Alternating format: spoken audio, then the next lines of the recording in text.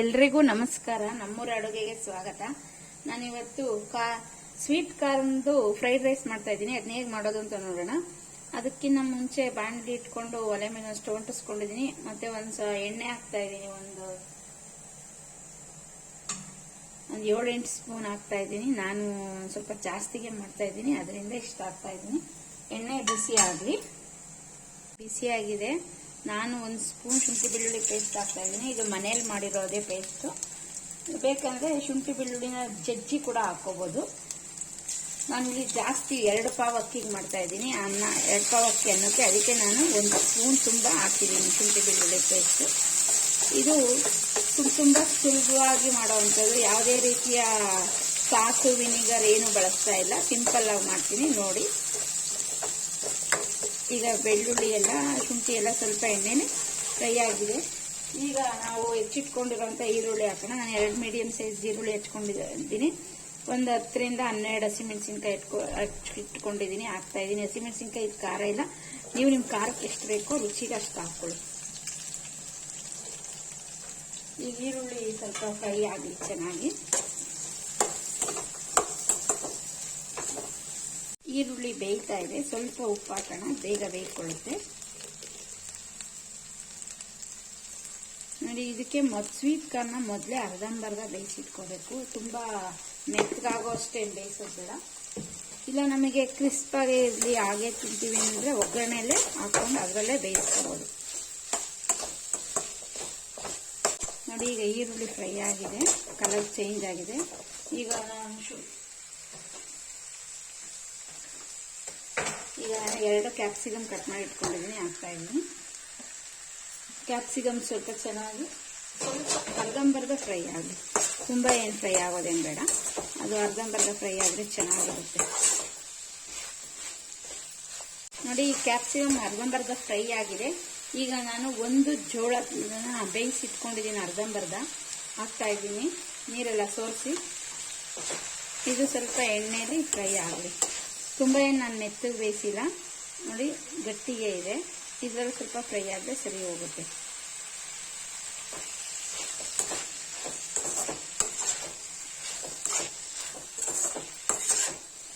Taste ತುಂಬ ಚೆನ್ನಾಗಿರುತ್ತೆ, ಒಂದ್ಸರಿ ಮಾಡಿ ನೋಡಿ.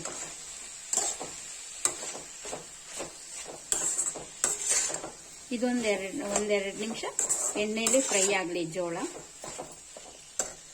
ಆಮೇಲೆ ಜೋಳಕ್ಕೆ ನಾನು ಒಂದೇ ಒಂದು ಚಿಟಿಕೆ ಉಪ್ಪು ಹಾಕಿ ಬೇಯಿಸ್ಕೊಂಡಿದ್ದೀನಿ, ತುಂಬ ಏನು ಉಪ್ಪು ಹಾಕಿಲ್ಲ.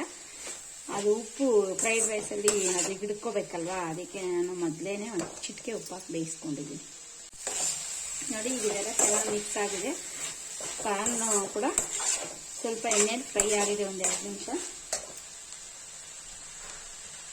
ಈಗ ರುಚಿಗೆ ಎಷ್ಟು ಬೇಕೋ ಅಷ್ಟು ಉಪ್ಪು ಹಾಕೊಳ್ಳೋಣ. ಅನ್ನಕ್ಕೂ ಕೂಡ ಉಪ್ಪು ಹಾಕಿರ್ತೀವಿ, ನೋಡ್ಕೊಂಡು ಹಾಕೋಬೇಕು ಉಪ್ಪು.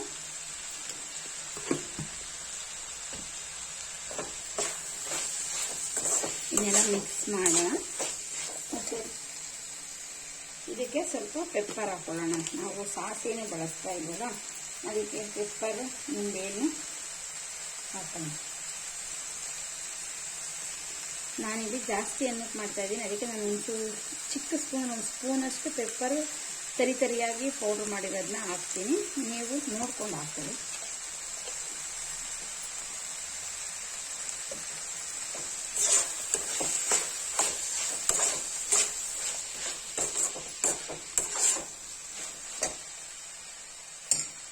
ಈಗ ನಾವು ಮಾಡಿಟ್ಟಿರೋ ಅನ್ನ ಹಾಕೊಳ್ಳೋಣ. ನಾನು ಆರಕ್ಕಿಟ್ಟಿದೆ ಅನ್ನ, ತಣ್ಣಗಾಗಲಿ ಅಂತ ಹಾಕ್ತೀನಿ.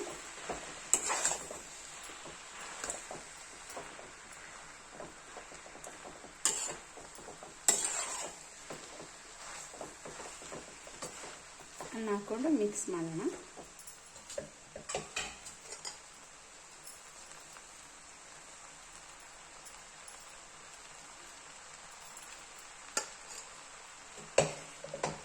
ಎಲ್ಲ ಮಿಕ್ಸ್ ಮಾಡೋಣ ನೋಡಿ. ಎಲ್ಲ ಮಿಕ್ಸ್ ಮಾಡಿದ್ದೀನಿ.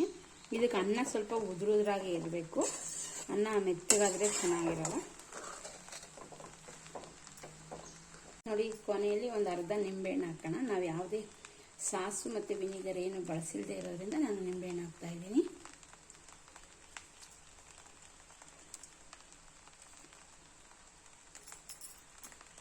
ಸ್ವಲ್ಪ ಕೊತ್ತಂಬರಿ ಸೊಪ್ಪು ಹಾಕೋಣ. ಇದನ್ನೆಲ್ಲ ಚೆನ್ನಾಗಿ ಮಿಕ್ಸ್ ಮಾಡಿದ್ರೆ ಇದು ಫ್ರೈಡ್ ರೈಸ್ ರೆಡಿ ಆಗುತ್ತೆ.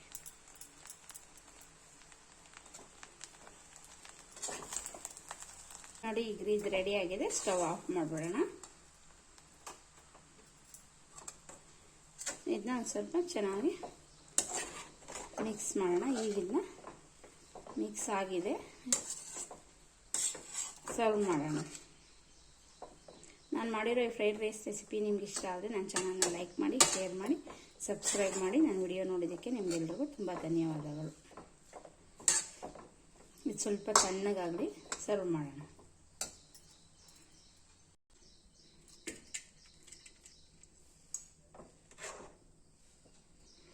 ಇದನ್ನ ನೀವು ಇಷ್ಟ ಆದರೆ ಸಾಸ್ ಜೊತೆ ತಿನ್ಬೋದು, ಇಲ್ಲ ಹಾಗೇನೂ ತಿನ್ಬೋದು. ತುಂಬ ಚೆನ್ನಾಗಿರುತ್ತೆ. ಹಾಗೆ ತಿನ್ನಲಿಕ್ಕೂ ಚೆನ್ನಾಗಿರುತ್ತೆ.